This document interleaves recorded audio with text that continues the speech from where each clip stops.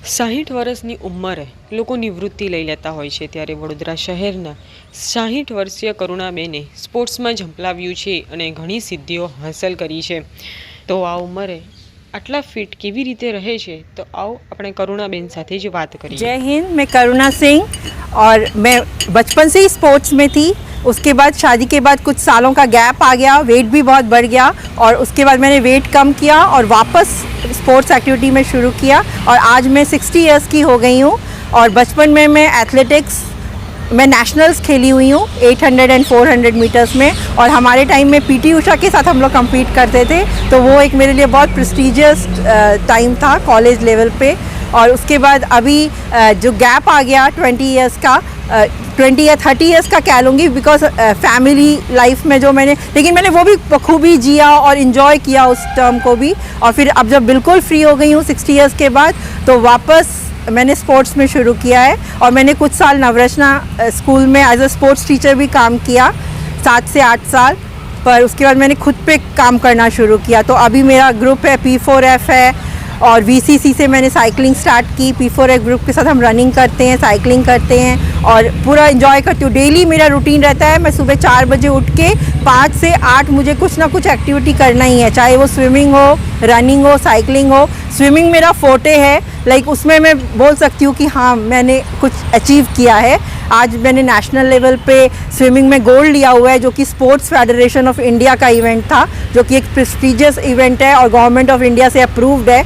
और इसकी मैं सेलेक्ट होके मैं फीना जापान के लिए सेलेक्ट हो चुकी हूँ, क्योंकि उस इवेंट में जो भी फर्स्ट सेकंड आता है वो फीना जापान के लिए चूज़ हो जाता है। तो फीना जापान है मेरे अभी हाथ में। और चूँकि मैंने नेशनल्स में गोल्ड और सिल्वर लिया हुआ है, तो मैं साउथ कोरिया के लिए भी इंटाइटल्ड हूँ और कोई भी इंटरनेशनल जो इन्विटेशन इवेंट्स हैं उसके लिए भी इंटाइटल्ड हूँ। तो अभी मैं एक दुबई में इवेंट है, फिर साउथ कोरिया में, तो अभी मैं सोचती हूँ कि मैं किस में जाने का सोचूँ, क्योंकि ये जो नेशनल्स होते हैं हमारे मास्टर्स लेवल में, जो 30 ईयर से अबव गेम्स में आते हैं वो मास्टर्स गेम्स में आते हैं, तो उसमें गवर्नमेंट की तरफ से हमें कोई फैसिलिटीज़ या एड नहीं मिलती है, तो हमें पूरा अपने खर्चे पे जाना पड़ता है। तो इसीलिए हमको पूरा सोच के चलना पड़ता है कि हम किस में अपने को मतलब सेट कर सकते हैं।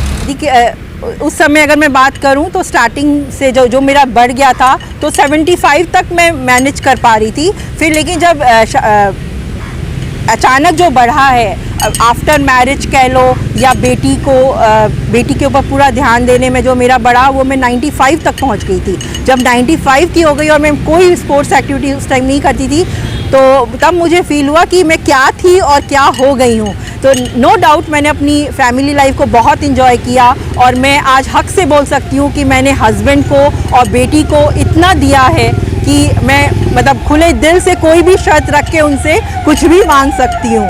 लेकिन जब मैंने देखा नहीं इस वेट के साथ तो मैं अब आगे की लाइफ नहीं जी पाऊँगी, तो मैंने वापस अपने वेट पे वर्क किया, 75 तक ले आई अपने वेट को और फिर वापस से मैंने स्पोर्ट्स में अपनी एक्टिविटी शुरू की हैं। और आज मैं अपने को फूडी तो नहीं बोलूँगी, मैं फूडी नहीं हूँ, पर मेरा स्वीट टूथ है और मैं खाना भी अच्छे से खा लेती हूँ। लाइक ऐसा बहुत लिमिटेड पोर्शन नहीं होता है मेरा, तो वो मुझे मालूम था कि ये मेरा ड्रॉबैक है और स्वीट टूथ है तो वो तो सबसे बड़ा ड्रॉबैक है। तो मैंने वर्कआउट में मुझे मज़ा आता है, तो मैंने वर्कआउट सेशन बढ़ा दिए थे। मैं एक दिन में 3 वर्कआउट करती थी, मॉर्निंग में भी पूरे 2-3 घंटे देती थी, इवन मैं दोपहर में जाती थी, क्योंकि जिस जिम में मैं पहले जाती थी वो दोपहर के समय भी खुला रहता था, तो मैं 1 से 2 या 1 से 3 ऐसे आफ्टरनून वर्कआउट करती थी और फिर वापस इवनिंग वर्कआउट करती थी। तो मैंने नोट किया जब मैंने ये 3 वर्कआउट किए डेली के, तब जाके वेट कम हुआ। और उन दिनों मैंने ट्रैकिंग, जो भी मुझे ट्रैकिंग के इवेंट्स मिलते थे तो मैं ट्रैक पे चली जाती थी,